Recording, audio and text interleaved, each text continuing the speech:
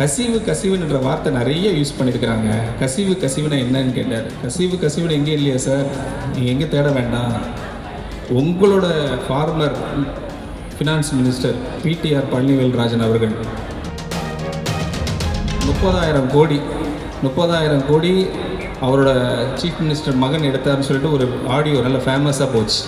நீங்கள் அதை கேட்டாலே தெரிஞ்சிருக்கும் அந்த 30,000 கோடி எங்கே போச்சுன்னு. எந்த நிதி வேண்டாம், எனக்கு வேண்டாம், பிஸ்னஸ் வேண்டாம், காலேஜ் வேண்டாம்னு சொல்லிட்டு விட்டுட்டு போனோம், அதை அவர் நிதி அமைச்சராக்கி என்னை அழகு பார்த்து நீ நிதியை கூட எல்லாருக்குன்றாரு.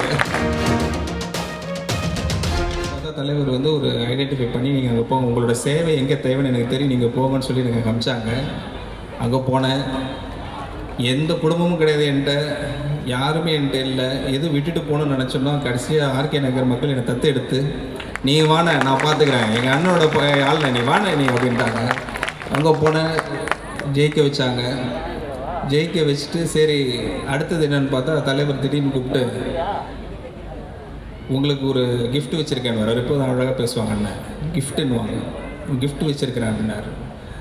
என்ன உங்களுக்கு மினிஸ்ட்ரி அலாட் பண்ணியிருக்கிறேன்.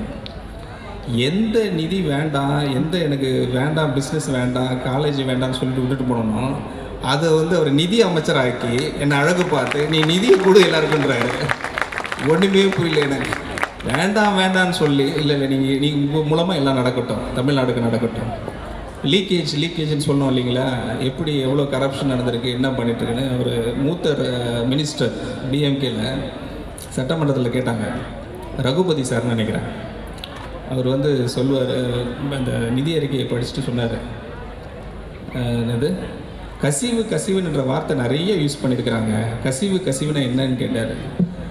அவருக்கு நான் அங்கேயே பதில் சொல்லிட்டேன். லீக்கேஜ் எவ்வளோ இருக்குது, 1,28,000 கடை இருக்குது, ஆளுக்கு தலை மேலே ஹெட் மேலே ஒரு ஆளுக்கு தமிழ்நாட்டில் 1,28,000 கடை இருக்குதுன்னு சொன்னாங்க.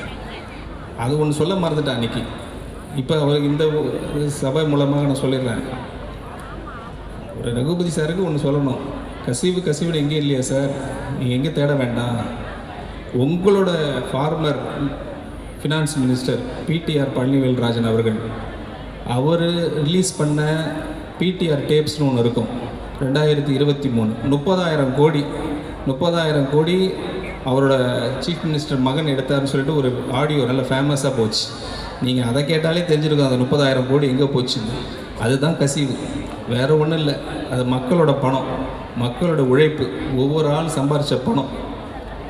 இருக்கிறதுலே கொடுமை என்ன தெரியுங்களா, ஒரு ஆளோட உழைப்பை திருடுறது.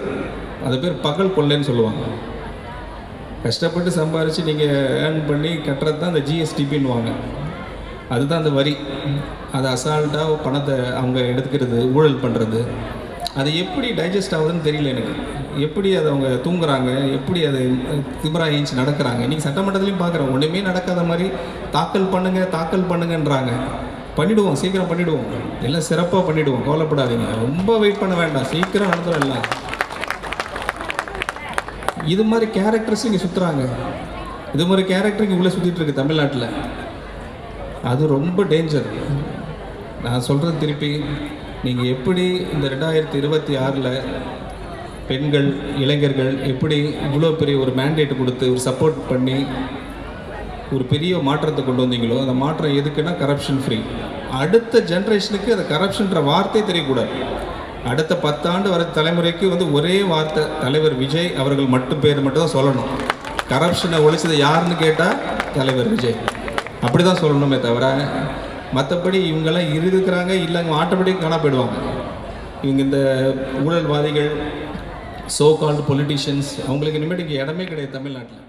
பிளே ஸ்டோர் மற்றும் ஆப் ஸ்டோரில் இருந்து பாலிமர் செயலியை QR கோடு மூலம் பதிவிறக்கம் செய்யுங்கள்.